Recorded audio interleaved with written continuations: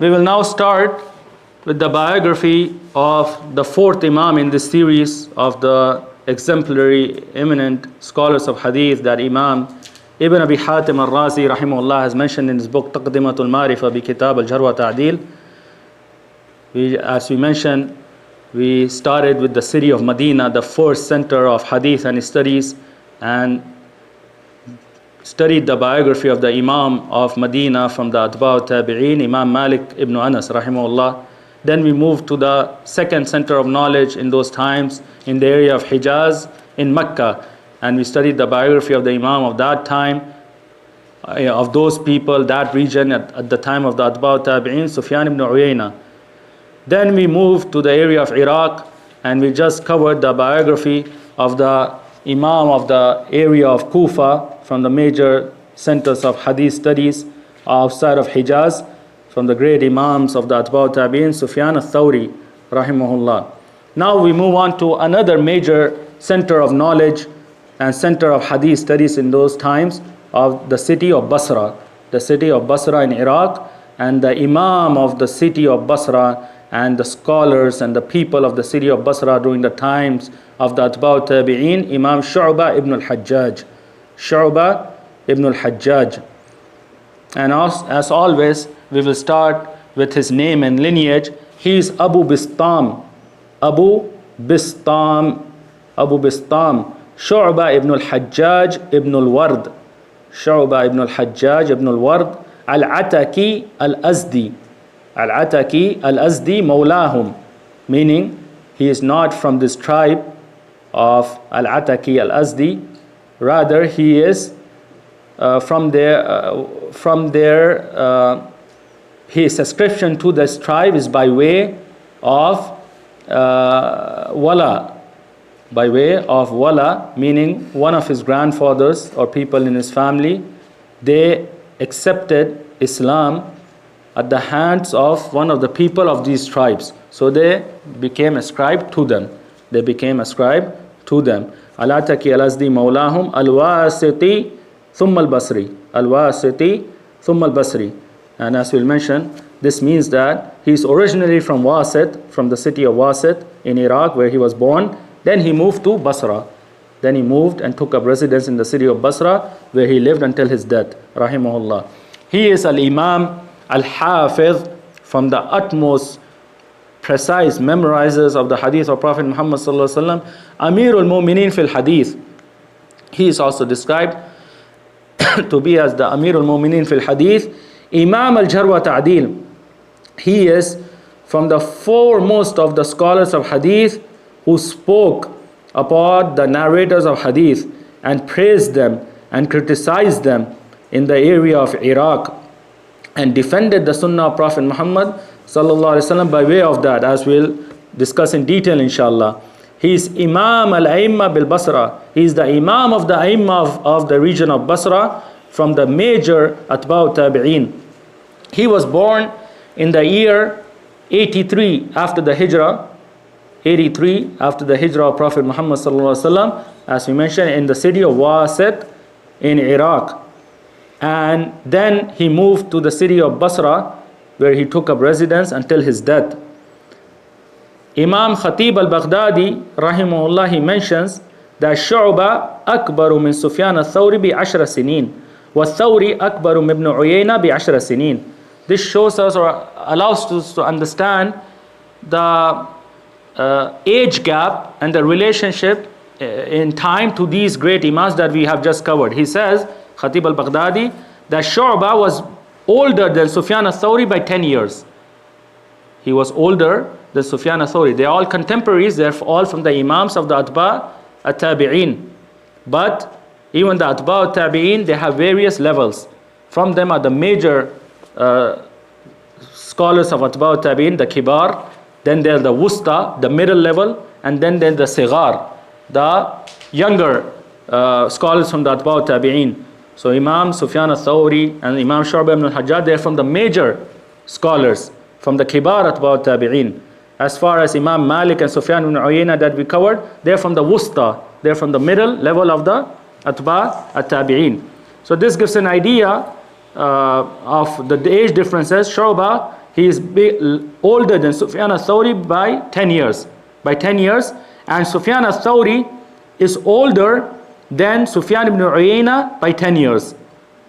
Sufyan al-Thawri is older to Sufyan ibn Uyayna by 10 years. As far as him seeking knowledge, then just as our previous Imams, as was the way of these great Imams of the Salaf, they started to seek knowledge from a young age. They treaded the path of knowledge and seeking the knowledge of Hadith of Prophet Muhammad from a young age. And from the great reasons for that is the correct, proper cultivation and motivation of the parents. And motivation of the parents. For really, Imam Shubah ibn al-Hajjaj's mother, just like the previous mothers that we have discussed of the great Imams, she was the one who directed him to this path of seeking knowledge. And this, as we have mentioned before, is a point of reflection for all of our mothers and all of our wives of how to properly cultivate and raise their children with the love for Islam and the knowledge of Islam from a young age, and to direct them and to aid them in this path of seeking knowledge. And Imam Shubah ibn al-Hajjaj, he had two brothers. And Imam Khatib al-Baghdadi has narrated the names Bashar and Hammad. And they were traders. They were traders who traded in correcting currency at that time. The currency, the various forms of currency they had, they used to correct it and check it in that time. So Imam Shubah ibn al-Hajjaj was supported in his travels, in his financial means, by way of these two brothers. And this is a thing that is present in the lives of many of the scholars of Hadith. In our previous classes, someone asked a question regarding the statement of Imam Sufyan ibn Uyayna that we related, that he lived on bread for a period of 60 years. And we mentioned that this was out of necessity. Many of the scholars of Hadith who lived in this state of poverty, and these statements that are related of them, this is because of necessity. They devoted all their time and effort in seeking the knowledge of Hadith and seeking the knowledge of Islam, and they did not have time to seek provisions in the worldly life to gain these benefits. Some of the scholars of Hadith, they had family members who would support them financially, so they could dedicate themselves for seeking knowledge. And this is mentioned regarding well-known scholars of Hadith, that they had a brother or they had someone else who would support them financially to seek knowledge. And in this also is a great lesson for all of us, that every household from the households of the Muslims, then there should at least be one of the children who should be directed and dedicated to seeking the knowledge of Islam. And his other siblings, his other brothers, etc., they should aid him and support him in this path, following the example of these great Imams of the Salaf.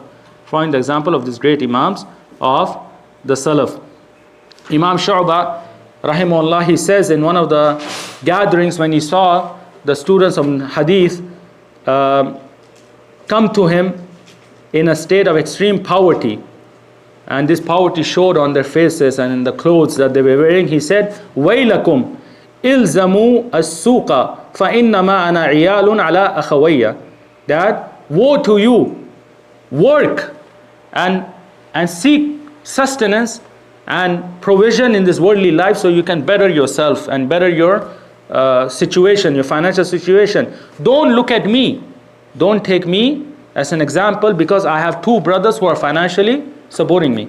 So of course in this worldly life, everyone has to find a means to support himself, to eat, to drink, and to live off the provisions of this life. Either he has to work, or one follows the way of these great Imams of the Salaf. One of his family members, he dedicates himself to supporting him so that that person can be free to seek knowledge, and he will gain the reward of that person seeking knowledge. And every piece of knowledge and information that he conveys and learns and teaches the people. Imam Shubah ibn al-Hajjaj rahimahullah will mention some great statements that show his dedication and zeal and strive and efforts and sacrifice in this path of seeking knowledge. That these great Imams reached these high levels not with ease. They dedicated themselves and their lives in this path. He says, اختلفت إلى عمرو بن دينار 500 مرة وما سمعت منه إلا 100 حديث في كل 5 مجالس حديثا. He says that I traveled to Amr ibn Dinar, 500 times. From the great Imams of the Atba'u Tabi'in, Amr ibn Dinar, I traveled to him how many times? Once, twice, 10 times, 50, 100, 500 times. And I did not hear from him except 100 ahadith. Except 100 ahadith. In every 5 gatherings that I traveled to him, he would narrate to us one hadith. He would narrate to us one hadith. So this shows his extreme zeal and striveness in this knowledge, that he traveled to this one scholar 500 times. And he was patient upon this path. Even though he would only hear one hadith every 5 gatherings, he continues upon this path until he could collect 100 hadith or after 500 gatherings. If one of us goes to a scholar once, twice, I think that will be the end of our journeys to such a scholar, and we will never look at him or learn from him again. But this was the patience of the scholars of the Salaf. This is the reason they reached these great levels in this religion, because of this diligence and patience. He says, Imam Shubah rahimahullah, ما سمعت من رجل عدد حديث إلا اختلفت إليه أكثر من عدد ما سمعت منه الحديث. He says that I did not study and learn and hear hadith from any of my teachers, any of my shuyukh, except that I traveled to him more times than the ahadith that I heard from him. Except that I traveled to him more times than the ahadith that I heard from him. And this is in times where there's no modes of transportation and there's no ease and comfort that we, alhamdulillah, are blessed with today. And they were patient upon this path, and they would take these long journeys, and the travels that they did to the scholars were more than the ahadith that they heard from these scholars. So this shows us how a student of knowledge should be patient, and he should have extreme zeal and diligence and exert himself in this path of seeking knowledge. Imam Shubah ibn al-Hajjaj also says, أكثرت عن هؤلاء ابن عوف والأسود ابن شيبان وسليمان ابن المغيرة ولو قدرت أن آخذ كل يوم لابن عوف بالركاب لفعلت. He says that I have narrated a large number of hadith. I heard a large number of hadith from these shuyukh, from these teachers, Ibn Auf and Aswad ibn Shayban and Sulaiman ibn Mughira. And if it was possible for me to travel to my teacher Ibn Auf every day, if it was possible for me to get on a riding horse or on a camel or a mode of transportation to travel to him every day, I would have done so. If it was possible for me, I would have done so. So this was the zeal they had and diligence to have patience on this path of seeking knowledge. Imam Abu Dawud al-Tayalisi, from the great Imams of Hadith, who has a well-known book, Musnad, al-Musnad al-Tayalisi, which is the first Musnad that was authored in the science of al-Masanid, the first book that was authored on the methodology of the Masanid, where the ahadith of every single Sahabi is gathered in one place. Ahadith of Abu Bakr are gathered in one place, ahadith of Umar, ahadith of Uthman, ahadith of Ali, ahadith of Abu Huraira, etc. They all gathered in one place. So the first book that was authored in this field is the book of Musnad of Imam Abu Dawud al-Tayalisi, who passed away in the year 204 after the Hijrah, and that book is alhamdulillah published and with us today. He says, قال لي حماد بن زيد إذا خالفني شعبة في حديث سرت إلى قوله.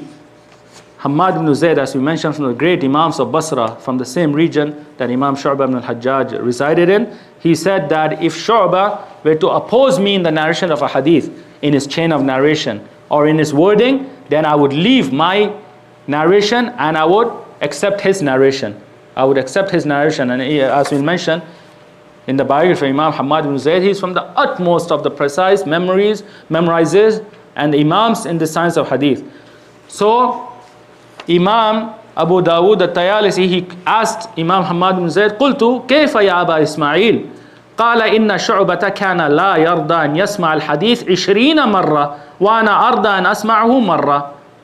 He says, why would you, from the great Imams of this science, why would you leave your narration for the narration of Imam Shubah?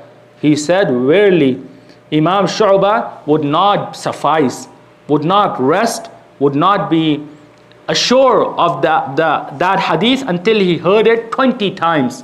Until he heard that single hadith 20 times. He would travel to that Sheikh who was narrating the hadith 20 times to hear the same hadith, so that he would preserve it precisely, accurately, and he would be assured of his precision.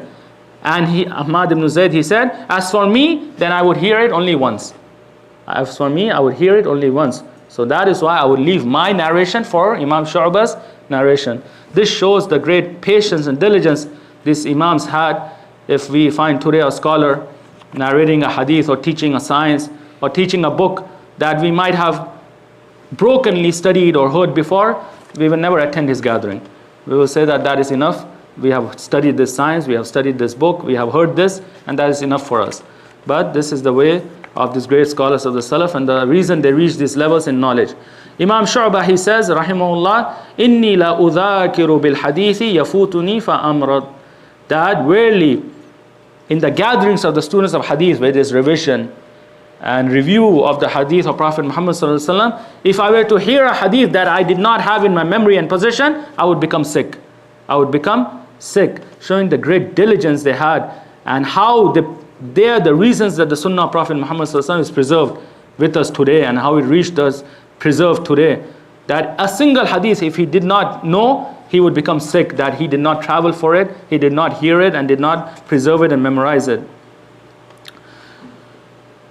Imam Shubah, he says, كنت آتي قتادة فأسأله عن حديثين ثم يقول لي أزيدك فأقول لا حتى أتحفظها وأتقنها. That I used to come to my teacher, my great teacher Qatada, from the great Imams of the Tabi'een, Qatada ibn Di'ama as-Sudusi. Qatada ibn Di'ama as-Sudusi. He said that I would come to him and I would ask him to narrate how much? 2 ahadith to me. To teach me 2 ahadith. So Qatada, upon narrating 2 ahadith within a few seconds or minutes, he would ask him, because he traveled and struggled to come to him, this journey, he would ask him, should I narrate to you more ahadith? Would you like to hear more ahadith? Imam Shubah would say, no, until I return and memorize it and safeguard it and preserve it, and I'm assured of his precision, then I would come back to you to hear more ahadith. So such was their methodology in seeking knowledge. That knowledge is done with stages over time.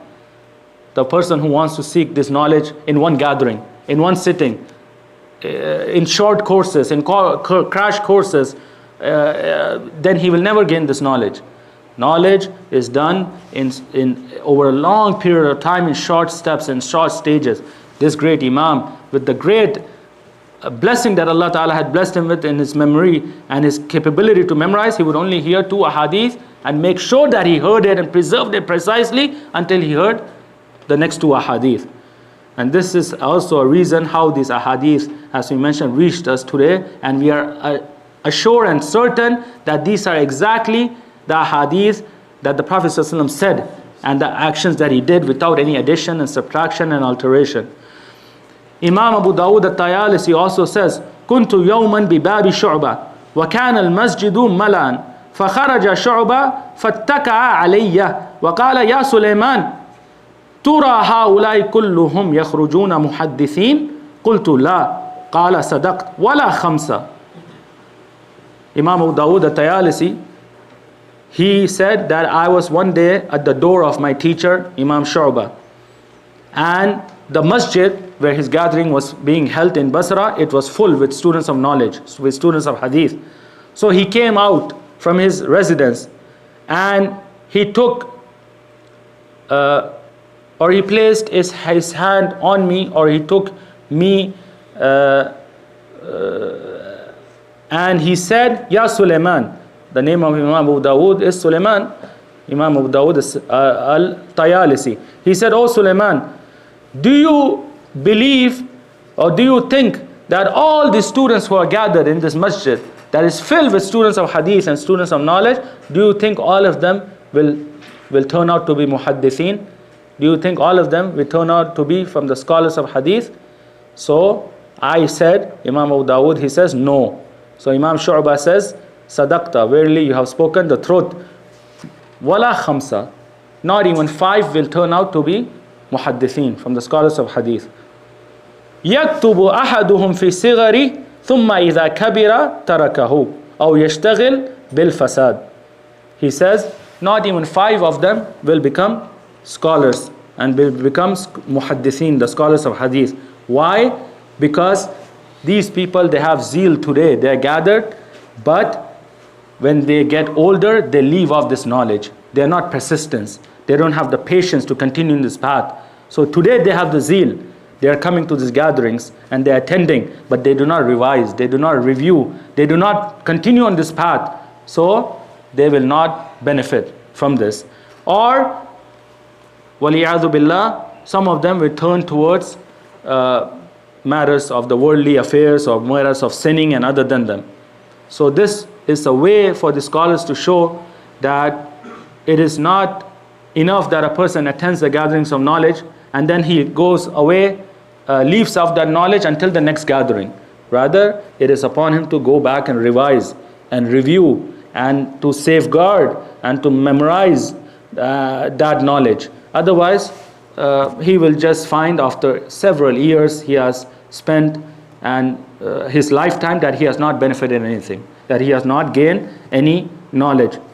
So Abu Dawood, he said after hearing this statement, ثُمَّ نَظَرْتُ بَعْدَ ذَلِكَ فَمَا خَرَجَ مِنْهُمْ خَمْسًا, that I saw after several years and decades that the statement of Shubah came true. I realized who was in that gathering and I did not find even 5 of them who became scholars of hadith. Who became scholars of hadith because they had no patience and they left off this path of knowledge. As far as his teachers and shuyukh whom he studied hadith from and who learned the sciences of Islam from in Basra and his great travels all over the Muslim nation, then from the people he saw from the great tabi'een are Al-Hasan al-Basri and Muhammad ibn Sirin, the great 2 students of several of the companions of Prophet Muhammad sallallahu alaihi wasallam. So he saw them at a young age. He did not hear a hadith from them. He was at such an age that he could not hear a hadith from them, but he still had this virtue of seeing them, Al-Hasan al-Basri and Muhammad ibn Sirin. As far as hearing hadith and learning it from his teachers, then he heard hadith and learned it from more than 300 shuyukh and teachers from the tabi'een. More than 300 of his teachers were from the major scholars of the tabi'een. From them is Sa'id al-Maqburi and Qatada ibn Di'ama as-Sadusi, as we just mentioned, and Amr ibn Dinar, as we just mentioned, and Yahya ibn Abi Kathir, and Ayyub as-Sakhtiyani, these great scholars of the tabi'een, and other than them. As far as his students, then countless students traveled to him to hear hadith and to learn the science of hadith from him, and he relayed a hadith of Prophet Muhammad sallallahu alaihi wasallam to them, then who carried this legacy onwards. From the major of them are some of his teachers, as we mentioned for the previous imams, Imam Ayyub as-Sakhtiyani and Sa'id al-Jurayri and Mansur al-Mu'tamir and Matar al-Warraq and Mansur ibn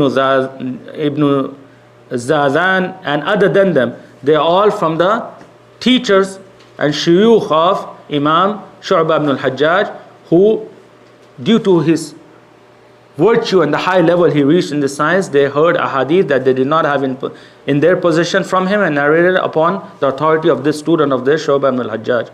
And from his well-known students, from his contemporaries, are Sufyan al-Thawri, Imam Sufyan al-Thawri that we just mentioned, and Abdullah ibn al-Mubarak, and Abu Ishaq al-Fazari, and Hammad ibn Zayd, and Hammad ibn Salama, and Sufyan ibn Uyayna, and Yahya ibn Sa'id al-Qattan, and Abdul Rahman ibn Mahdi. These great Imams of the Salaf and scholars of Hadith, they are all from the students of this great Imam Shubah ibn al-Hajjaj.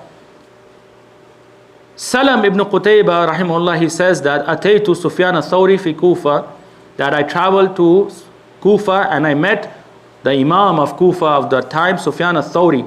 So he asked me, فَقَالَ مَا فَعَلَ أُسْتَاذُنَا شُعْبَةً, what has our ustaz and teacher, out of respect for his knowledge and his position, even though he's contemporary to him, he said, what has our ustaz Shubah done and what has he said? And he benefit from me with what you have seen him say and what you have learned from him. And from the proofs of his great status in the science of hadith and in Islam is that Imam Malik, whose biography we covered in our previous lecture, the Imam of Ahlul Madinah, he narrates on Imam Shubah ibn al-Hajjaj by way of a narrator between him and Imam Shubah ibn al-Hajjaj. He narrates upon hadith upon Shubah by way of a narrator that is between them, not directly. And this, as a reason that we mentioned, is that Imam Malik did not travel for the pursuit of hadith. He was in the city of Medina where the scholars traveled to.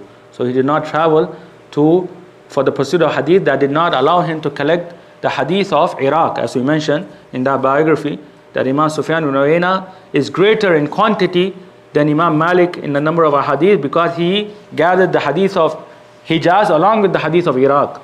And Imam Malik only had his possession, the hadith in his possession, the hadith of al-Hijaz.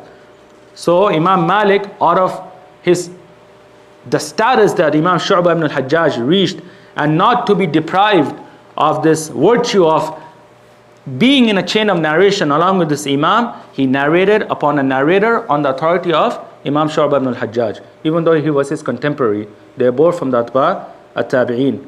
So this shows that Imam Malik, the high regard he held this great Imam Shubah ibn al-Hajjaj in. And this is something extremely rare that Imam Malik does, that he narrates on a contemporary by way of another narrator and not directly upon him, as Imam al-Zahabi rahimahullah has mentioned. Then we move on to the praise of the scholars of the great scholars of Islam and the great scholars of hadith for the status of Imam Shubah ibn al-Hajjaj in the sciences of Islam, and especially the science of hadith. Imam Sufyan al-Thawri, as we just mentioned, his contemporary, he says, Shubatu Amirul Mu'minin fil Hadith. Verily Shubah is the leader of the believers in this science of hadith. And as we will see, that Shubah ibn al-Hajjaj rahimahullah, he passed away a year before Sufyan al-Thawri rahimahullah. He passed away in the year 160. So their contemporaries, one was the Imam of Kufa and the other the Imam of Basra, two major centers of knowledge and of hadith sciences in Iraq of the times. Imam al-Shafi'i, he says rahimahullah, لَوْلَا شُعْبَةً لَمَا عُرِفَ الْحَدِيثُ بِالْعِرَاقِ, that if it wasn't for Shubah, then hadith, it would not be known and preserved correctly in the region of Iraq. Iraq has always been a land, as the Prophet ﷺ has mentioned in authentic hadith, a land of trials and tribulations, where most of the misguided sects and the deviant groups arise. And it has always been a land of conflict and trials. So ahadith in Iraq were fabricated, were lies upon Prophet Muhammad ﷺ, were strange ahadith, gharaib and manakir, those ahadith that are to be rejected.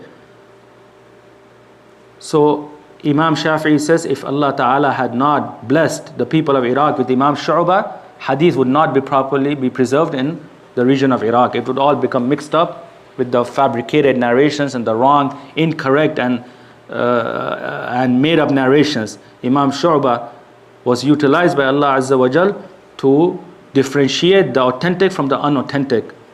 Imam Ahmad ibn Hanbal, from the great Imams, the Imam of Ahl-Sunnah wal Jama'ah, he says, كان شعبة أمة وحده في الحديث. Verily Shubah ibn al-Hajjaj, he was an entire nation by himself in the science of hadith. He himself undertook the responsibility of an entire nation to preserve and safeguard the hadith of Prophet Muhammad sallallahu alaihi wasallam. He did what an entire nation could and should have done. What an entire nation of people could have done and should have done, he did it by himself. Allah Ta'ala had blessed him with this ability and utilized him in this great affair. Hammad ibn Zayd rahimahullah, he says, قال لنا أيوب السختياني, from the teachers of Imam Shubah ibn al-Hajjaj, from the Imams of the Tabi'een, he says, الآن يقدم عليكم رجل من أهل واسط يقال له شعبة وهو فارس الحديث فإذا قدم فخذوا عنه. Imam Ayyub al-Sakhtiyani rahimahullah, from the great Imams of the Tabi'een, he said when Shubah was coming to Basra to reside in it, he said that verily a person now will travel to you and come to you from the area of Wasit in Iraq. As we mentioned, Imam Shubah was born and resided in Wasit before moving to Basra. And his name is Shubah, who are Farisul Hadith. He is from the foremost of the leaders and people who have knowledge in Hadith and sciences. فَإِذَا قَدِمَ فَخُذُوا عَنْهُ. If he were to come, when he arrives, learn from him and take knowledge from him. He's advising his students to take knowledge from this great Imam Shubah ibn al-Hajjaj, this great Imam of the Tabi'een, Ayyub al-Sakhtiyani rahimahullah. Muhammad ibn Abdullah al-Raqashi, he says, and Hammad ibn Zayd, أنه كان إذا حدث عن شعبة قال حدثنا الضخم ابن عن الضخام شعبة الخير أبو بسطام. حدثنا الضخم عن الضخام شعبة الخير أبو بسطام.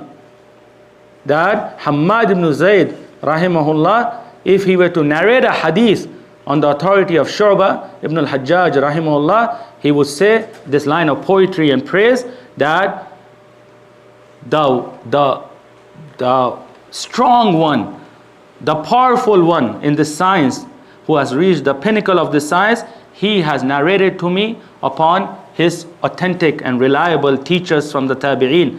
Ad-Dakham and Ad-Dikham. Who is that? Shu'batul Khair Abu Bistam.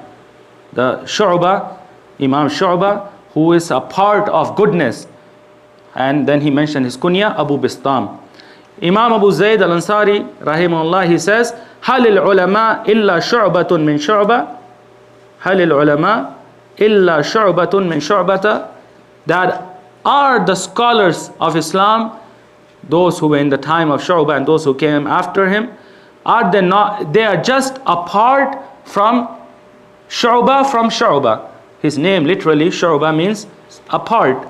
So they are apart from Shubah. The knowledge that they possess is apart compared to the knowledge that Imam Shubah ibn al-Hajjaj he possessed.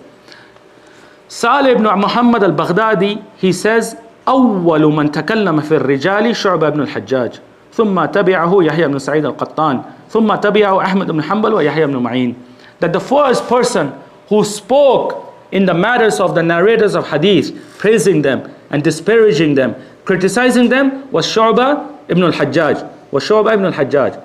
This is not to be taken in its literal meaning. There are scholars who preceded Imam Shubah who spoke upon the narrators of hadith, and criticized them. But he was the first scholar who took this as a necessary methodology to accept and reject a hadith. And his speech on the narrators of hadith is more than any speech of any scholar that preceded him. He extensively spoke upon the narrators of hadith, studying their affairs and ruling upon their reliability in order to differentiate authentic ahadith from unauthentic ahadith. Then the one who followed him in this methodology was his great student, whose biography we will study, Yahya ibn Sa'id al-Qattan. Then the one who followed Yahya ibn Sa'id al-Qattan in this methodology, the two great Imams also whose biography we will study, Imam Ahmad ibn Hanbal and Yahya ibn Ma'in. Yahya ibn Ma'in. Who said this? This is said by Salih ibn Muhammad al-Baghdadi. Al-Baghdadi. Imam al-Nasai, the author of the well-known book from the 6 books of hadith, Sunan al-Nasai, he says, Umana'ullahi على علم رسول الله صلى الله عليه وسلم ثلاثة شعبة ومالك ويحيى القطان. That the safeguarders of the Sunnah of Prophet Muhammad sallallahu alaihi wasallam, the ones who have preserved the Ahadith of Prophet Muhammad sallallahu alaihi wasallam, they are three people: Shubah and Imam Malik and Yahya ibn Sa'id al-Qattan. Yahya ibn Sa'id al-Qattan, showing the great reverence these scholars had for this great Imam Shubah and the high level he reached in the science and the efforts he exerted in the preservation of the Hadith of Prophet Muhammad sallallahu alaihi wasallam. Then we'll move on to the next topic, which is mentioning some of the life events of this great Imam that we can reflect upon and ponder and take benefits from, some of the incidents and occurrences that occurred during his lifetime and to him. Abu Qatan Amr ibn al-Haytham, he says, كان شعبة كثير الصلاة كثير الصيام. That Imam Shubah, in addition to the great level he reached in this knowledge of hadith, he put that knowledge into action. He applied that knowledge. He was always in prayer and always in a state of fasting. He fasted a lot and he prayed a lot. So this knowledge, it was not done just for the sake of seeking this knowledge, rather to put it into practice and put it into action. Abu Qatan also says, ما رأيت شعبة ركع قط إلا ظننت أنه قد نسي ولا قعد بين السجدتين إلا ظننت أنه قد نسي. That really I did not see my teacher and Sheikh Shubah make ruku' in salah, except that I thought that he had forgotten to rise up from ruku', from his prolonging of the ruku'. And I did not see him sitting between the two sajdas, except that I thought that he forgot to make the second sajda due to his prolonging of the sitting between the two sajdas. Abu Zayd al-Harawi, he says, رَأَيْتُ شُعْبَةَ يُصَلِّي حَتَّى تَرِمَ قَدَمَاهُ. That I saw Shubah, rahimahullah, praying to the point that his feet swelled up and his feet became tired and they swelled up. And Imam Shubah, rahimahullah, in these acts of his, he has taken the Prophet ﷺ as his example and role model. The Prophet ﷺ, as has come in authentic hadith, that the Sahaba would say he would make ruku to the point that we would think that he forgot to rise up. He would make sajda to the point that we would say he forgot to rise up. He would sit between the sajdatain to a point we would say that he forgot to. Such was the tranquility he had in his salah, sallallahu alayhi wasallam. And also this is authentically narrated. Al-Mu'minin Aisha radiallahu anha, the mother of the believers, informs us that the Prophet sallallahu alaihi wasallam, he would pray to the point that his feet would swell up. So Imam Shubah and these great Imams of the Salaf, they had taken the Prophet ﷺ as their role model and guidance. And every hadith that they heard about regarding him and his actions and his life, they implemented it. Abdul Aziz ibn Dawood, he says, كان شعبة إذا حك جلده انتثر منه التراب. That Imam Shubah, rahimahullah, if he were to scratch his skin, then sand and dirt would fall out from his skin. Showing the great exertion these Imams had in this path of seeking knowledge. They sought knowledge in the most difficult of circumstances, sitting on pieces of land and dirt without any carpets, without any tiles and the blessings we have today. They traveled faraway lands in dirt, storms and other events that caused them to reach such a level in gathering the hadith of Prophet Muhammad ﷺ, to a point if he were to scratch his skin, then dirt and sand would fall out from his skin.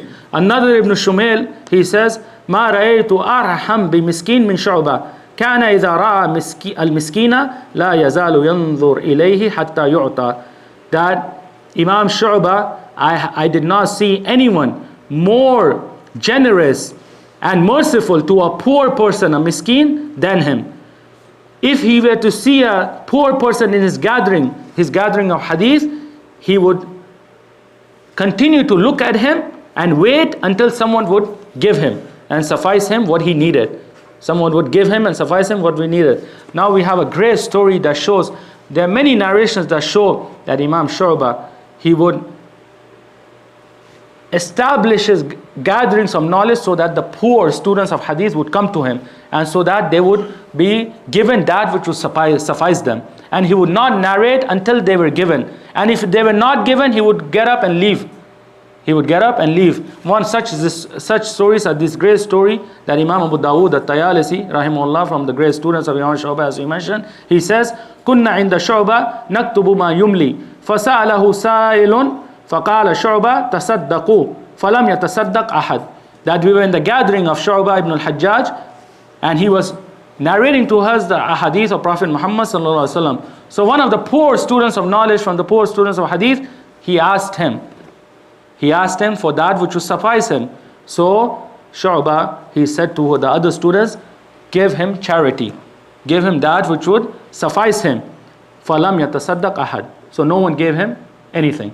فَقَالَ تَصَدَّقُوا فَإِنَّ أَبَا إِسْحَاقَ حَدَّثَنِي عَنْ عَبْدِ اللَّهِ بْنِ مَعْقِلٍ. So he started narrating a hadith on Prophet Muhammad sallallahu alaihi wasallam, saying, قَالَ رَسُولُ اللَّهِ sallallahu alaihi wasallam اتَّقُوا النَّارَ وَلَوْ بِشِقِّ تَمْرَةٍ. That the Prophet sallallahu alaihi wasallam, he said that shield yourself and protect yourself from the hellfire even by way of giving a part of a date in charity. But a part of a date, even if it is measly in your eyes, but it is great in the eyes of Allah Azza wa Jal. Even if it's part of a date, shield yourself and protect yourself from the hellfire. So he narrated this hadith, فَلَمْ يَتَصَدَّقْ أَحَدٍ. Even after hearing this hadith, none of the students, they gave charity to this person. فَقَالَ تَصَدَّقُوا فَإِنَّ عَمْرِ بْنُ مُرَّةَ حَدَّثَنِي عَنْ خَيْثَمَةٍ. Then he started narrating another hadith, to the point that he says, قال رسول الله صلى الله عليه وسلم اتقوا النار ولو بشق تمرة فإن لم تجدوا فبكلمة طيبة.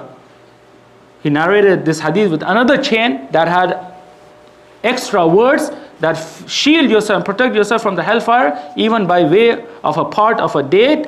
And if you were not to find even that, then say something good, say something pleasant to the person who's asking.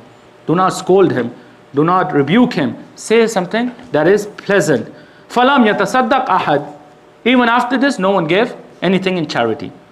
فَقَالَ تَصَدَّقُوا فَإِنَّ مُحَلَّنَ الضَّبِّي حَدَّثَنِي عَنْ عَدِي بْنِ حَاتِمٍ. Then he narrated a third hadith. And he said, قَالَ رَسُولُ اللَّهِ صَلَّى اللَّهُ عَلَيْهِ وسلم وَاسْتَتِرُوا مِنَ النَّارِ وَلَوْ بِشِقِّ تَمْرَةٍ فَإِنْ لَمْ تَجِدُوا فَبِكَلِمَةٍ طَيِّبَةٍ. Then he narrated this hadith with another chain and another meaning, that protect yourself and create a shield between yourself and the hellfire by way of even a part of a date. And if you were not to find it, say something pleasant to the questioner. فَلَمْ يَتَصَدَّقْ أَحَدٍ. Even after this, even after narrating 3 ahadith, no one in the gathering gave any charity. فَقَالَ قُومُوا عَنِّي فَوَاللَّهِ لَا حَدَّثْتُكُمْ ثَلَاثَةَ أَشْهُرٍ. After that he said, rise up, rise up and leave me. I will not narrate a hadith to you for 3 months. I will not narrate hadith to you for 3 months. 3 times he asked them to give to the poor person, and he narrated a hadith of Prophet Muhammad sallallahu alaihi wasallam, and no one took those ahadith and acted upon them. They all took that for granted. So he said, leave me, I will not narrate to you for 3 months. ثم دخل منزله فأخرج عجينا فأعطاه السائل فقال خذ هذا فإنه طعامنا اليوم. Then he entered his own house and he came out with a loaf of bread, and he gave it to that poor student of knowledge, to student of hadith, and he said, take this, for verily it is our food for today. This is the only food we possess. It is our food for today, but take this, this is for you. Muslim Ibn Ibrahim, he says, كان شعبة إذا وقف في مجلسه سائل لا يحدث حتى يعطى فقام يوما سائل ثم جلس فقال ما شأنه قال ضمن عبد الرحمن بن مهدي أن يعطيه درهما. That this act and this methodology of Imam Shubah, it resonated also with his great students, and they followed him in this path. It is mentioned that in one of the gatherings of Imam Shubah, one of the poor students of knowledge started to ask for his charity or for what he can survive off. So he stopped narrating a hadith until he would be given what would suffice him. Then he saw a person ask and then sit down. He saw that the person that was asking, he sat down. So he asked the students, why did he ask and why did he sit down? So it was told that your great student who was present in the gathering, Abdul Rahman ibn Mahdi, Al-Imam Abdul Rahman ibn Mahdi, whose biography also we'll study inshallah in our future lectures, he gave him a dirham.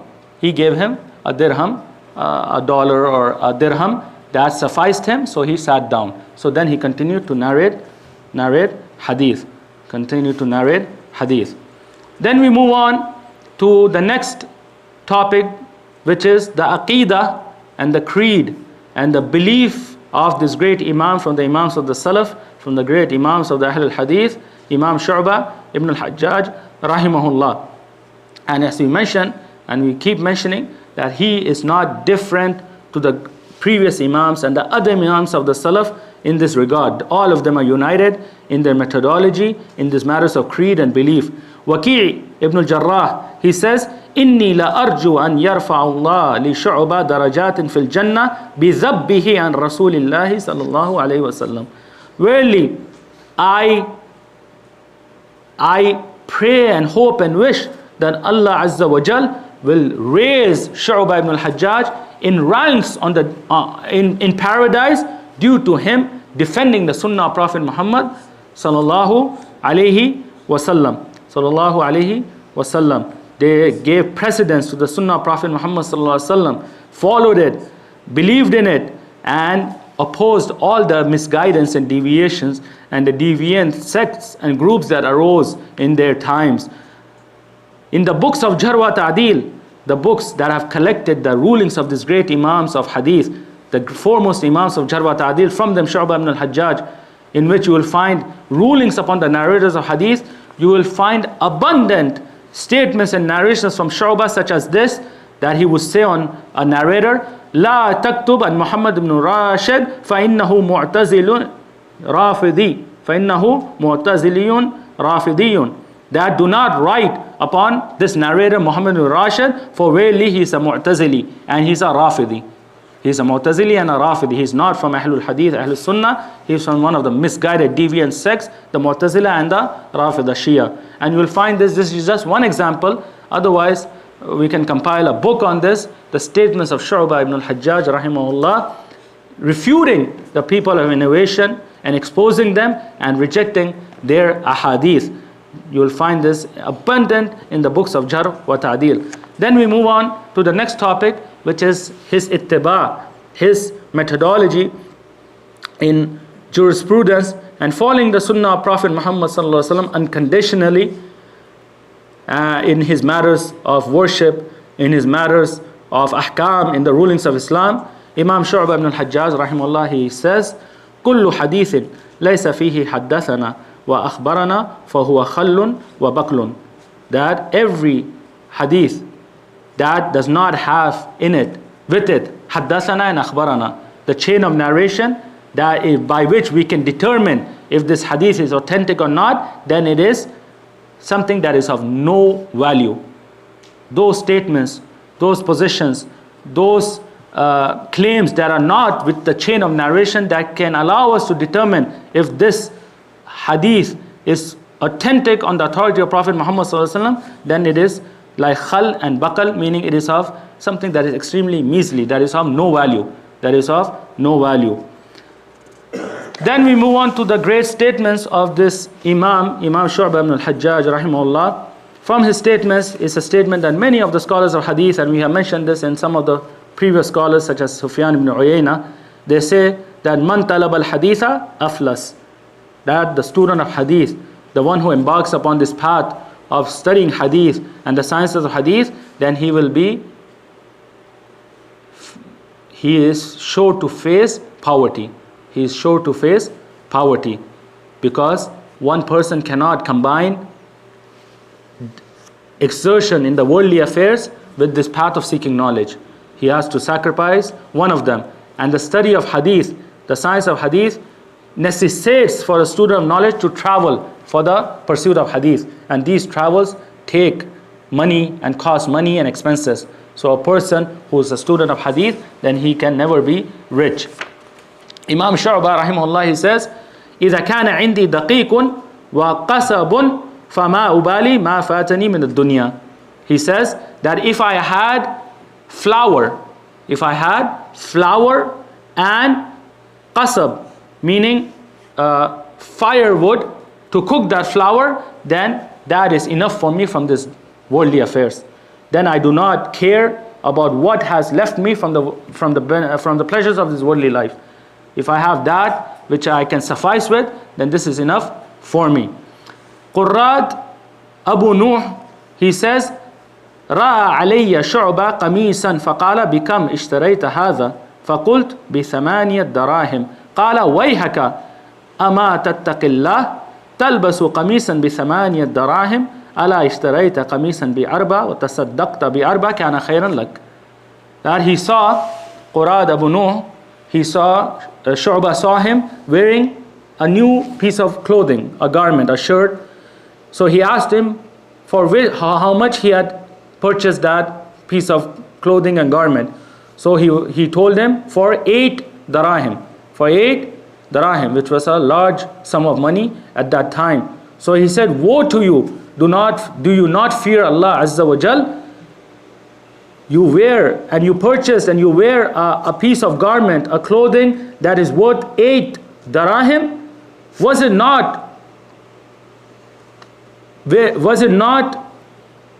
Were you not able to purchase the same piece of clothing, that garment, that shirt, for half of that, for 4 dirahim, and give sadaqah with the remaining 4 dirahim? Give sadaqah with the remaining 4 dirahim.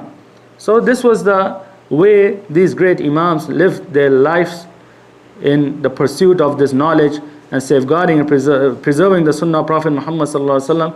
They sufficed with the most little of the pleasures of this worldly life and motivated the students upon that. Today we see our youth and people, the same shirt or piece of garment that they can buy for $10, $15, they will be willing to spend hundreds and thousands because it has some logo on it or it has some brand name on it.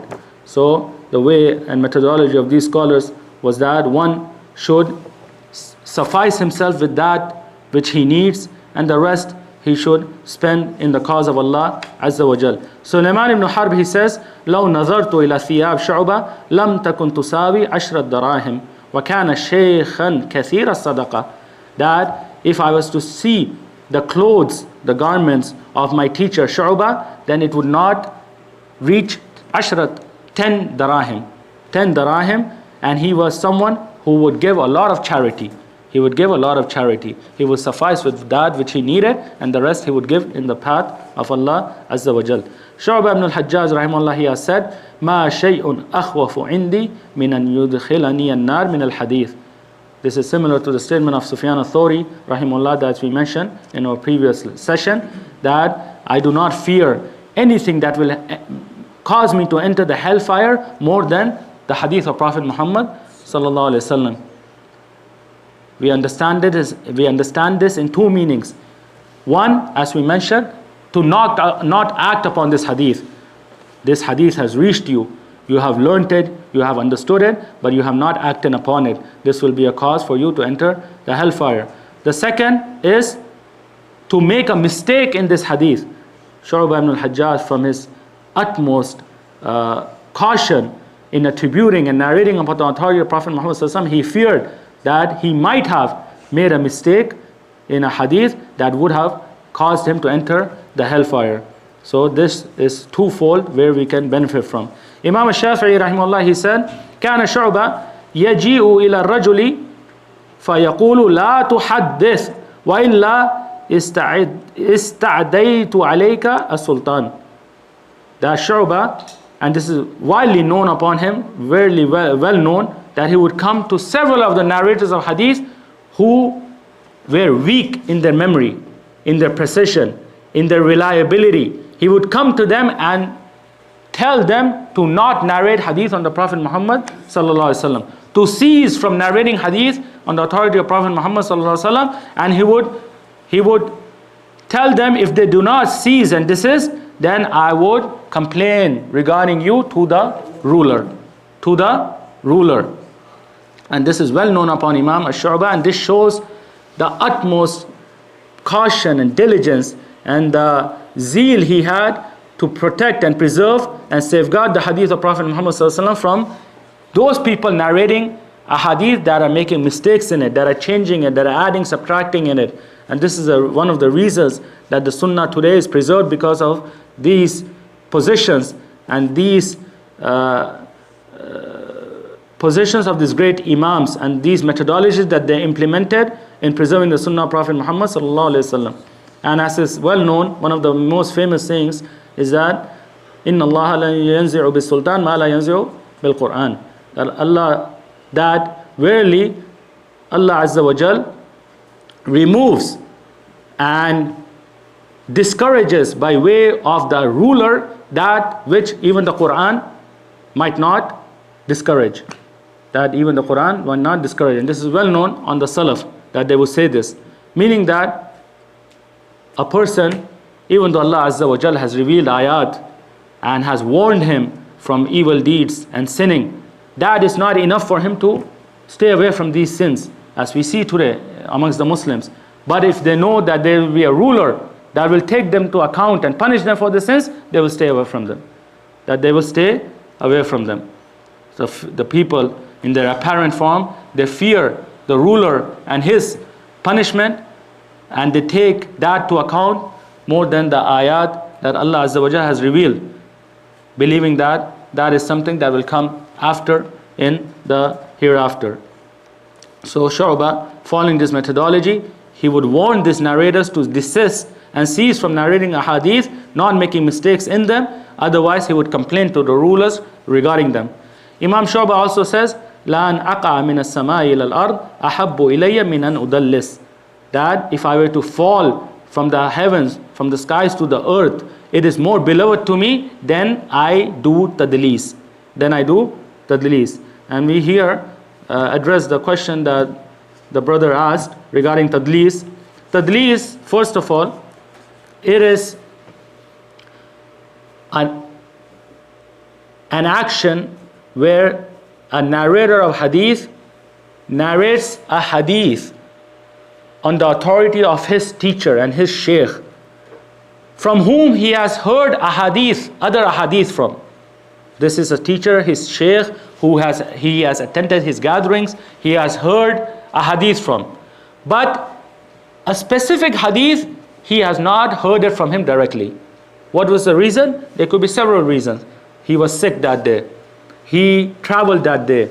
He was late to the gathering that day. He fell asleep during that gathering. And several other reasons which caused him to not hear that specific hadith from that teacher, even though he is a student and he has heard other hadith. So he utilizes this benefit of the doubt that he is a student and he has heard a hadith from him. So he hears this hadith that he has not heard from it directly from one of the other students, from one of his companions and colleagues. And then he drops his name and narrates it directly on the authority of his sheikh and teacher. So no one would know and no one would doubt him, because he is a student and he has narrated several ahadith on this sheikh. So he would narrate these ahadith directly on the authority of that sheikh. He would not mention the student, the colleague he heard this hadith from, but he would narrate it with a sigha, with a wording that is not explicit in showing that he heard it directly from the sheikh. So he would not say haddathana, he would not say akhbarana, he would not say sami'tu, which are explicit words that cause a chain of narration to be connected. He would not use these words, he would say an, ana, that an, and he would name his sheikh. This is probable. It could be something that he heard from the sheikh and his teacher. It could be something that he might not have heard. So this is the practice of tadlis that many of the scholars of hadith, they practiced. Many of the scholars of hadith, they practiced. And the scholars of hadith have gathered their names, and even the ahadith they did tadlis in books of the mudallisin that are well known near the scholars of this science, near the students of this science. Imam Shubah, he is an example in tadlis because tadlis in its foundation, it is a part of deception. It is a part of deception. This is a literal meaning of tadlis, that you deceive somebody, because you're, by way of this narration, you're claiming that you heard it directly from the sheikh. Well, you have not. So Imam Shubah, he is an example of the scholars of hadith who were the farthest away from tadlis, and he has severe statements rebuking tadlis and the scholars who did tadlis, such as these statements that we have recited and we will recite, that if I were to fall from the heavens and the earth, it is more beloved to me than I do tadlis. And we'll mention more statements. So he was the farthest of the people from tadlis. But as the brother mentioned, we have major scholars of hadith who did tadlis. From them, Imam Sufyan al-Thawri, rahimahullah, and before him, Imam Sufyan ibn Uyayna. A very important point to discuss here is that the mudallisin, the narrators of hadith who do tadlis, they are not of the same level. The mudallisin are of 5 levels and categories. Imam Ibn Hajar al-Asqalani, rahimahullah, he has a book that is called Tabaqat al-Mudallisin. It is well known, the levels and categories of the people who have done tadlis, the narrators of hadith who have done tadlis, and his proper name is Ta'rif Ahl al-Taqdis. This small book, in this book he has divided the narrators who have done tadlis into 5 categories. The first category and the second category are those narrators who have done tadlis, but their tadlis is accepted. Why? The first category are those narrators who do not do tadlis except on thiqat. The link that they have hidden from the chain, those narrators are all thiqat. They are all reliable narrators. And the example of the people, of the scholars who have done this sort of tadlis is Sufyan ibn Uyayna. It is well known upon him that if he were to do tadlis, he were to narrate a hadith on the authority of one of his sheikhs that he didn't hear from directly, he would make sure that the student or the colleague or whoever he heard it from, he is thiqa. So this tadlis does not hurt, because we have known that the link is a reliable narrator. The problem arises because we do not know the link, if he's reliable or not. But if we know that he's reliable, then there's no problem. So Imam Sufyan ibn Uyayna is from this category. The second category are those scholars of hadith, those narrators who have rarely done tadlis. So the scholars of hadith have gathered their chains of narrations, and they have known those links that were hidden. Rarely, who have rarely done tadlis. So the scholars who came after them, they gathered their ahadith and chains of narration, and then they found out who were those links that were hidden. From the examples of this, as Al-Hafiz ibn Hajar mentions, is Sufyan al-Thawri. He is from those scholars, narrators who has rarely done tadlis, and the scholars have gathered his ahadith and his chains of narrations, and they have pinpointed who are those narrators who he has heard a hadith from and hidden them. Understood? So this is the reason why the tadlis of Sufyan ibn Uyayna and the tadlis of Sufyan al-Thawri is accepted. If they say an, this is to be accepted and not to be rejected, as the scholars of hadith are upon this methodology to accept the tadlis of these imams. Returning back to Imam Shubah, as we mentioned, he is an example of those imams who were the farthest away from tadlis and rebuked it severely. From the statements is that لَأَنْ أَخْكِرَ مِنَ السَّمَاءِ أو من فوق هذا القصر أحب إلي من أن أقول قال الحكم لا لشيء لم أسمعه منه. That if I were to fall from the heavens to the earth, or he pointed to one of the castles of that times, if I were to fall from top of this castle onto the earth, it is more beloved to me than I say in a hadith that قال الحكم, that I heard Hakam, one of his shuyukh, one of his teachers, narrating a hadith that I did not directly hear from him. Meaning that I do tadlis on Hakam. It is better for me to fall from the heavens to the earth than I do tadlis in a hadith of Hakam by saying قال Hakam or an Hakam in a hadith that I did not directly hear from him. Imam Sufyan al-Thawri rahimahullah, he says ما رأيت أحدا أورع في الحديث من شعبة يشك في الحديث الجيد فيتركه. That I have not seen anyone be more cautious in the hadith of Prophet Muhammad sallallahu alaihi wasallam than Shubah ibn al-Hajjaj. If he were to doubt in a small matter of that hadith, he would leave it. If he were to doubt in a small matter of a jayyid, a good authentic hadith, he would leave it. This was the utmost precision and utmost diligence and caution these great scholars had in the Sunnah of Prophet Muhammad sallallahu alaihi wasallam, that even authentic hadith, if they were to have a doubt regarding a small matter in that hadith, a small word, they would not narrate this hadith and reject it and leave it. They will reject it and leave it.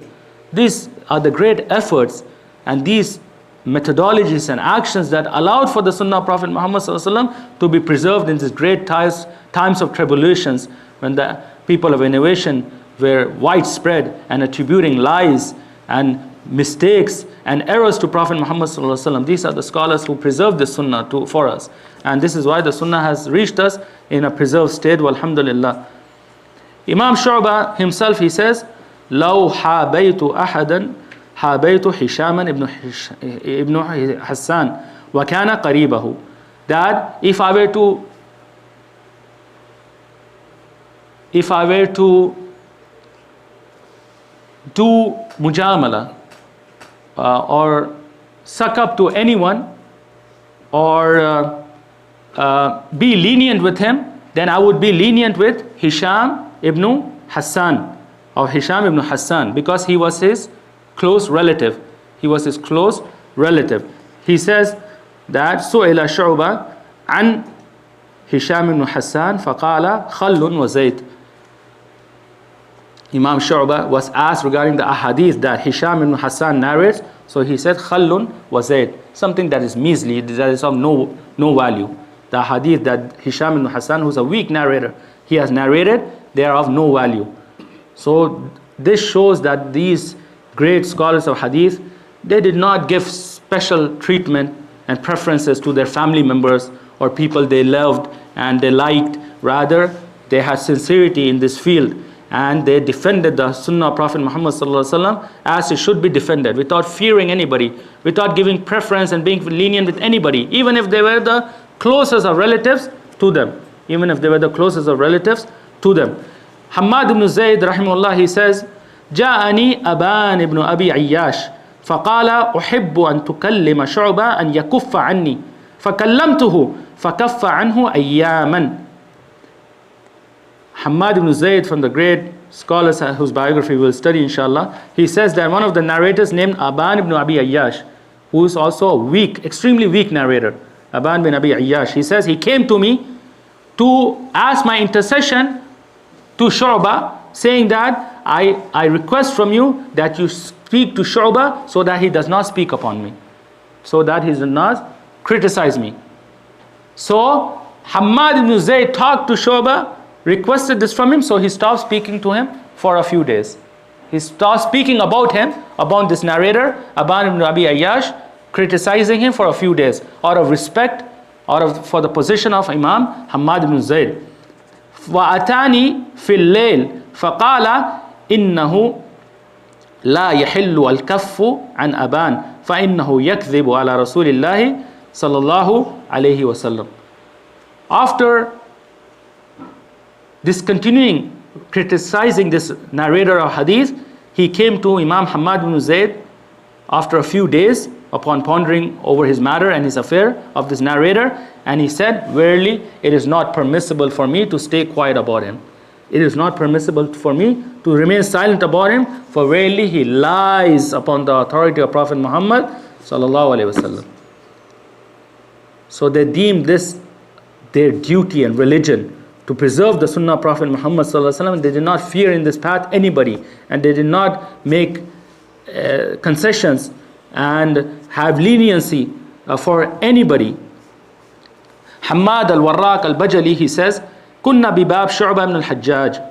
And this is a great story that shows the utmost effort these great muhaddithin, scholars of hadith, and these imams of the Salaf exerted in determining the authenticity of a single hadith.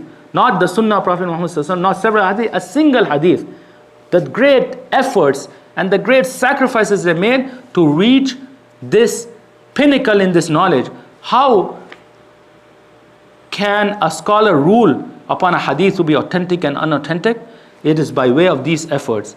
We will see now how these scholars found the hidden defects in these ahadith, and how they caught the mistakes and errors of the weak narrators, and how they caught the lies of the fabricators.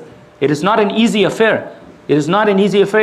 It took a great deal of effort to catch these errors and mistakes, to catch these lies.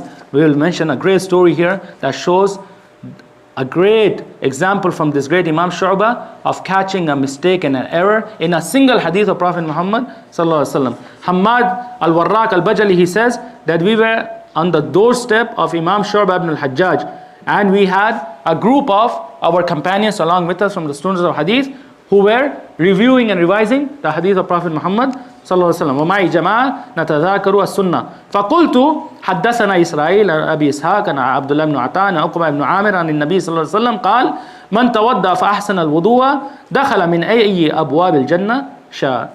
That I narrated a hadith in which Israel, he narrated to me on his grandfather Abu Ishaq al-Sabi'i and Abdullah ibn Ata and Uqba ibn Amir radiallahu anhu, that he said, the Prophet sallallahu alaihi wasallam, he said, whoever makes wudu and perfects his wudu, then he will enter paradise from any of the doors of paradise, from whatever doors he wishes. فخرج شعبة وأنا أحدث بهذا الحديث فصفعني ثم قال يا مجنون سمعت أبا إسحاق يحدث عن عبد الله بن عطاء عقبة بن عامر. So Shubah Ibn al-Hajjaj, he exited upon hearing this hadith that I was narrating to my colleagues on the doorstep of Shubah. He came and he struck me on my chest and he told me, oh Majnoon, oh foolish person, are you narrating a hadith on Abu Ishaq al-Sabi'i, on Abdullah ibn Ata and Uqba ibn Amir? Is this the chain of narration that you're narrating this hadith by? فَقُلْتُ يَا أَبَا إِسْحَاقَ سَمِعْتَ Abdullah ibn Ata يُحَدِّث عن Uqba ibn Amir, that, oh Shubah, have you heard Abdullah ibn Ata narrate any hadith on Uqba ibn Amir? قلت Abdullah ibn Ata سمع Uqba ibn Amir فقال اسكت. He asked him, have you heard any hadith that Abdullah ibn Ata has narrated on the Sahabi Uqba ibn Amir? So he told him to remain quiet. فقلت لا أسكت. فالتفت إلي مسعر ابن كدام فقال يا شعبة عبد الله بن عطاء حي بمكة فخرجت إلى مكة فلقيت عبد الله بن عطاء. So they differed in this matter. If Abdullah ibn Ata heard any ahadith from Uqba ibn Amir, from this Sahabi, this Tabi, Abdullah ibn Ata, if he heard any hadith from Uqba ibn Amir, they differed. So the great scholar of hadith, Mis'ar ibn Kidam, who was in that gathering, he's told Shubah, oh Shubah, why are we quarreling and disagreeing? Abdullah ibn Ata is alive in Makkah. In Makkah. And where was this? In Basra, in Iraq. So Shubah said, I'll travel to Makkah to meet Abdullah ibn Ata, just for this single hadith. فلقيت عبد الله بن عطاء فقلت حديث الوضوء. The only reason I traveled to him is to ask regarding this hadith, hadith al-wudu, this hadith. فقال عقبة ibn Amir, that I narrated on Uqba ibn Amir. فقلت يرحمك الله سمعت منه, may Allah have mercy on you, Abdullah ibn Ata, but did you hear this from him directly?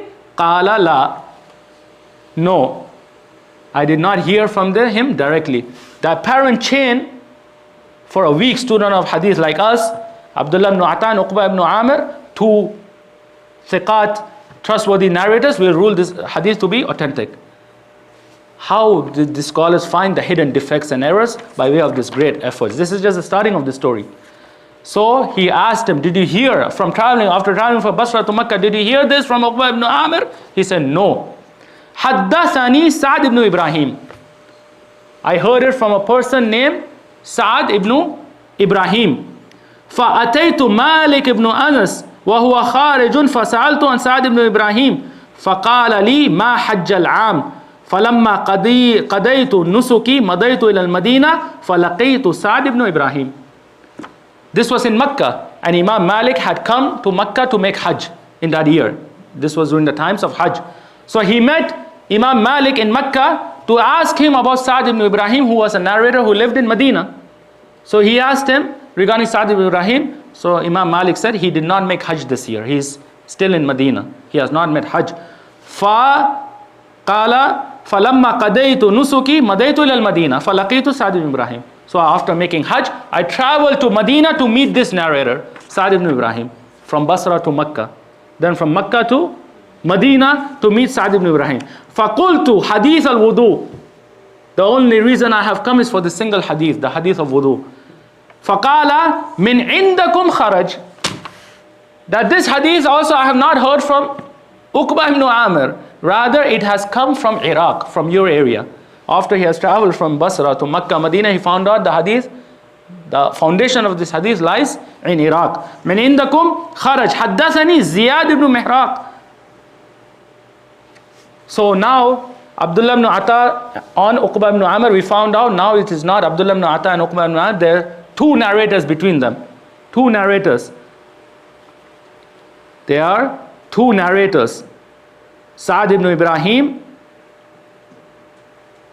and Ziyad ibn Mihraq. Ziyad ibn Mihraq. And Ziyad ibn Mihraq is a narrator from Basra. He lives in Basra. All this travels and now he has to return back to Basra. فرجعت إلى البصرة فلقيت زياد بن محراق وأنا شاحب اللون وشح الثياب كثير الشعر فقال من أين حدثت الحديث؟ قال ليس هو من حاجتك. قلت فما بد؟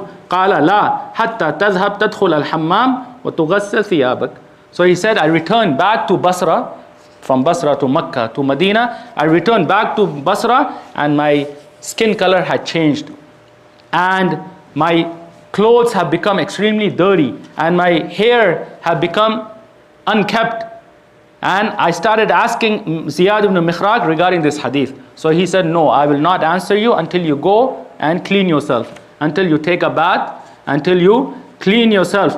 ثُمَّ تَجِي فَأُحَدِّثُكَ بِهِ. So then you come to me, then I will narrate it to you. قَالَ فَدَخَلْتُ الْحَمَّامِ وغسلت ثيابي ثم أتيته فقال حدثني شهر بن حوشب عن أبي ريحانة.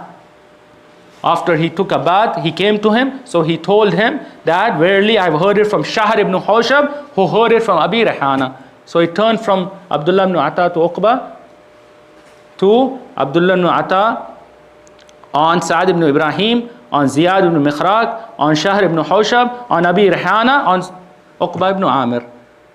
Four narrators in between. Four narrators in between. When Shubah heard this, فَقُلْتُ هَذَا حَدِيثٌ سَعَدَ ثُمَّ نَزَلْ دَمِّرُوا عَلَيْهِ لَيْسَ لَهُ أَصَلٌ. He said, verily this hadith that we thought was Ali, that we thought was a short chain of narration, that Abdullah ibn Ata narrates on Uqba, we found out that it is Nazil. Between them are four narrators. Four weak narrators strike this hadith it is not authentically established on the authority of Prophet Muhammad sallallahu alaihi wasallam. So this is just a single hadith, that the efforts and the travels and the sacrifice they made to find these errors and mistakes and to uncover these defects.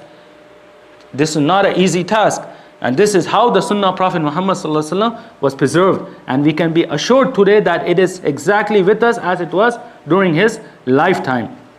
After this, we will finish with the last point in the life of this great Imam, which is his death, rahimahullah. He passed away in the year 160 after the Hijrah, 160 after the Hijrah, in the city of Basra in Iraq, and he reached the age of 77 years.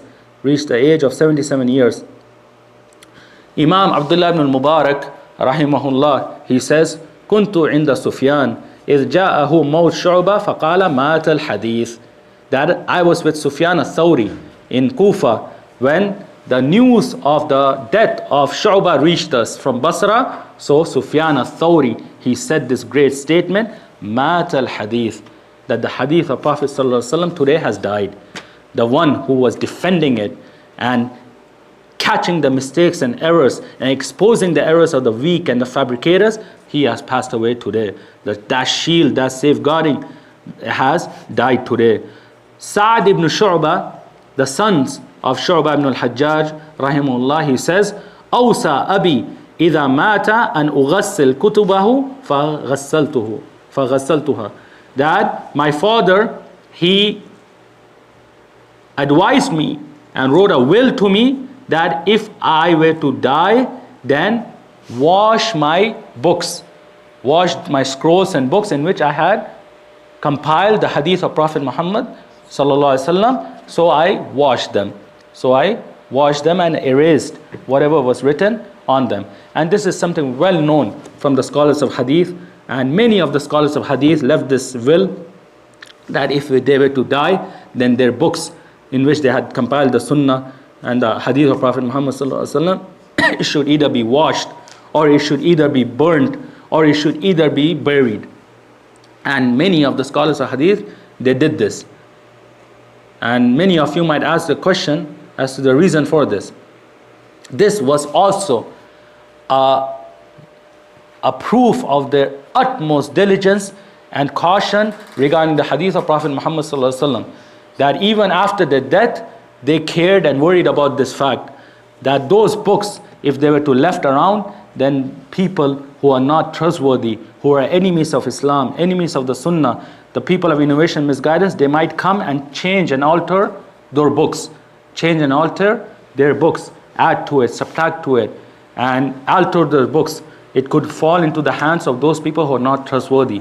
So the way to safeguard the Sunnah was to burn or to wash away or to bury these books, because these students left behind them their students who carried on this legacy and who precisely memorized and safeguarded the hadith. That which is in the heart cannot be altered, cannot be added to, subtracted to.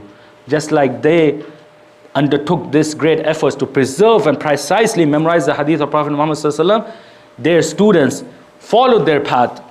They heard this hadith from them, memorized it, preserved it, and safeguarded. So that which is in the hearts, it cannot be altered or changed. But that which is written in books, it could be. So many of the scholars of the Salaf and the scholars of Hadith, they advised with this will that after their death, their books should be burnt or buried or washed away. This is why many of the books of the scholars of Hadith and the scholars of the Salaf, we do not have in our possession today. We find in the biographies of these scholars that Imam Shubah, for example, has authored a book in this fields from the science of Hadith. But those books are not in our presence because they themselves have ordered for those books to be buried and washed away and burned. But they conveyed the knowledge to their students who carried on this knowledge until it came to be preserved in other books of Hadith that we have in our possession. And with this we have finished the biography of this great Imam Abu Bistam Shubah ibn al-Hajjaj, the Imam of the area of Basra in the time of the Atba'u Tabi'een. If there are any questions, then we can take them. two questions. First one is, can you mention the other three categories of the mudallisin? We mentioned only the first two categories because their ahadith are accepted, even along with their tadlis. Because the first of them, they only do tadlis on the thiqat, and the second of them, they're extremely rare, and the scholars of hadith have fell upon and found those links. The third, fourth, and fifth categories are the categories regarding whose ahadith are to be rejected, unless there is tasrih bis-sama', unless those narrators come with a wording that shows undeniable hearing and connection between them and their shaykh. They say akhbarana, haddathana, sami'tu. If it is a probable word like an, anna, qala, then it is to be rejected until a word comes between them and the shaykh that shows without doubt that there is no chance of it being broken. Sami'tu, haddathana, akhbarana.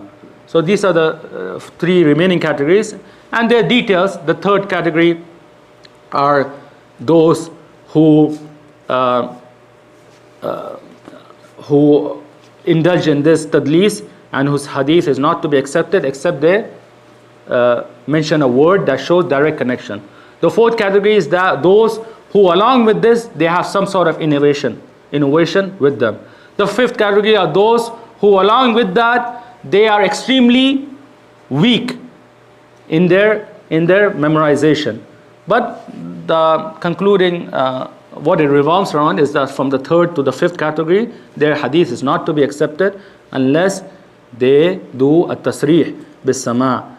They mention a word that shows without a doubt connectivity between them and the shaykh that they heard this hadith directly from him.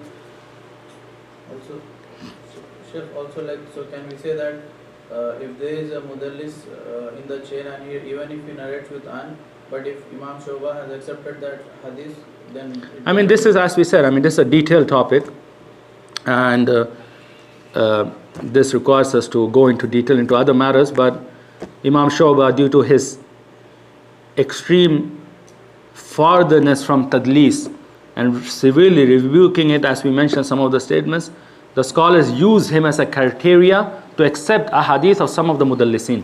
If Imam Shubah narrates on those narrators, they will accept it, if it is by his chain. Because Imam Shubah will not accept a hadith from them except it is bit tasrih bis-sama', yani he has heard it for sure directly from his shaykh, such as Qatada ibn Di'ama as-Sadusi. Qatada is also from the mudallisin, rahimahullah. But if Shubah narrates on Qatada, this hadith, the scholars of hadith accepted. And Imam Shubah has a statement in this that kafaytukum tadlis thalath, yani I have sufficed for you tadlis of some of the narrators of hadith, from them Qatada and Abu Ishaq as-Sabi'i, other than them.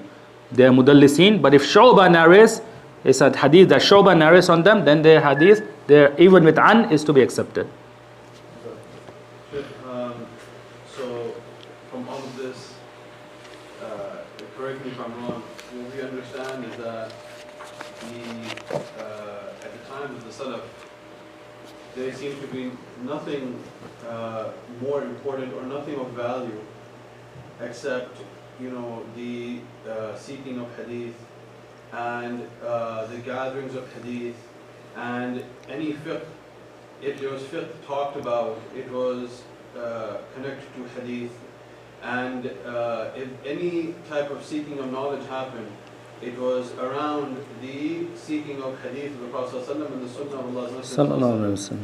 And so if, and these people were, Ahle-Hadith, whether they're normal people amongst them or the scholars. So if that is the case, that amongst the Salaf, this was really the only thing happening. Does that show, and of course, and obviously it shows, that the way of Ahl-Hadith is the Salafi way? Is that a correct statement to say? Of course, I would imagine. To say that the only thing that was taught is hadith and science is not a correct statement.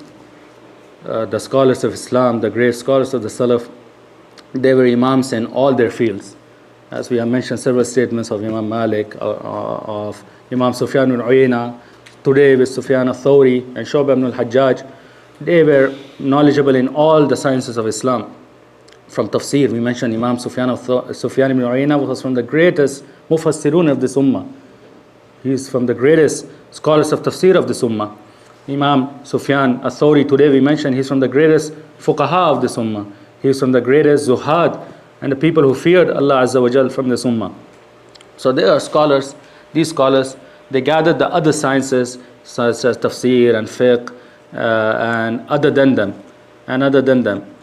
But regarding fiqh and jurisprudence, during these same times, the times of the Atba'u Tabi'een, during this same era, two schools of thought arose. So to say that the only way was to give precedence to hadith and to derive rulings from the hadith of Prophet Muhammad ﷺ and to refer back to it, then that is not correct. There was the school of thought of Ahlul Rai that we have addressed in some of the statements that we mentioned in our previous classes today. There were two opposing schools of thought and conflicting schools of thought, and the Imam of the school of thought of the Ahlul Rai was Imam Abu Hanifa rahimahullah, and his students who had a different way of deducing rulings and deriving rulings in the ahkam of Islam.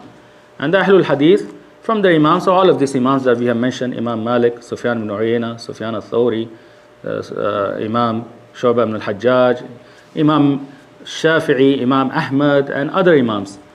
So there were two schools of thought. They had different methodologies in deriving the rulings regarding the acts of worship in Islam. But the way of the Ahlul Hadith is to give precedence to the Sunnah of Prophet Muhammad ﷺ, to follow it unconditionally, to derive rulings from it unconditionally, and then the statements of the scholars who agree with it, then we are with it, and the statements that do not agree, then they are rewarded for the ijtihad and their mistake is forgiven. One more. Between the first two Imams, Sufyan ibn Uyayna and Malik ibn Anas, and now Shubah ibn al-Hajjaj, Thawri, and now Shubah ibn Hajjaj, is it correct to say that Shubah, he stands out from the others, or perhaps from the first two, from the perspective of him being critical regarding the narrators? Yeah. And is that his main... As we just mentioned, the scholars have mentioned this, that rather they have even attributed that he is the first person to critique narrators of hadith. But as we mentioned, this is not in its apparent state. This means that he was the one who expanded this science, and he established the principles of the science, and he made it reach its pinnacle and utmost level. And he is the one who has spoken more about the narrative hadith than anyone before him. So this is without a doubt something that differentiates him from the three other Imams that we covered, but that does not mean that they were less in their precision or less in their memory than Imam Shubah ibn al-Hajjaj. As we mentioned, Imam Malik, he did not accept hadith and did not narrate except on thiqat, except on reliable narrators.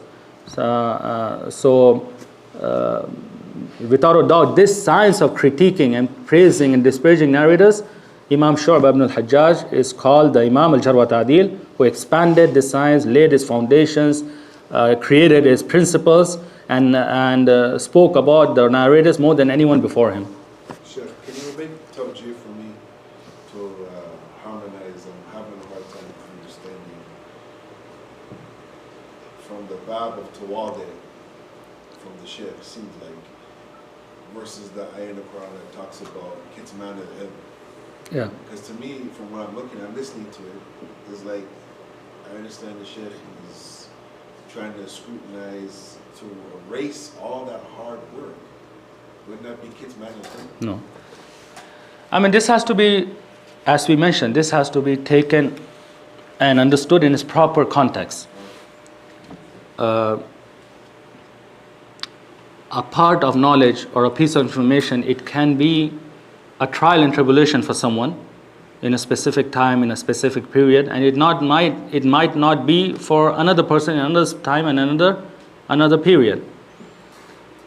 So these statements or these actions or the rulings of not hiding knowledge or of having tawadu and having humbleness, I mean, these are not in their absolute form.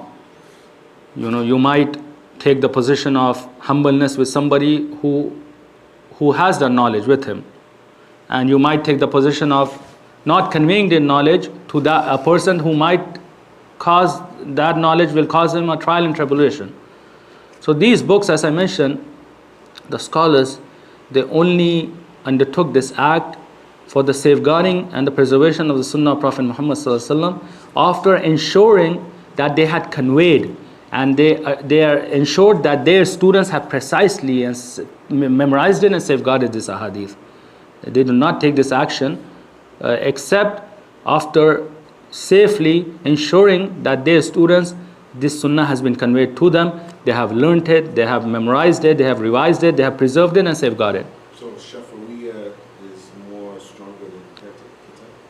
I mean, the scholars of the Salaf, for them the foundation was memorization. Dabt as-Sadr was the foundation before Dabt al-Kitab. Hayyakum. Any other questions? If there are no questions, then we'll end our session here until we meet, inshallah, next Saturday and continue with the Imams that Imam Ibn Abi Hatim al-Razi has mentioned in this great book, Taqdimatul-Marifah bi Kitab al-Jarh wat-Tadeel. Wallahu ta'ala alam wa sallallahu wa sallam ala nabiyyina Muhammadin wa ala alihi wa sahbihi wa sallama tasliman kathira.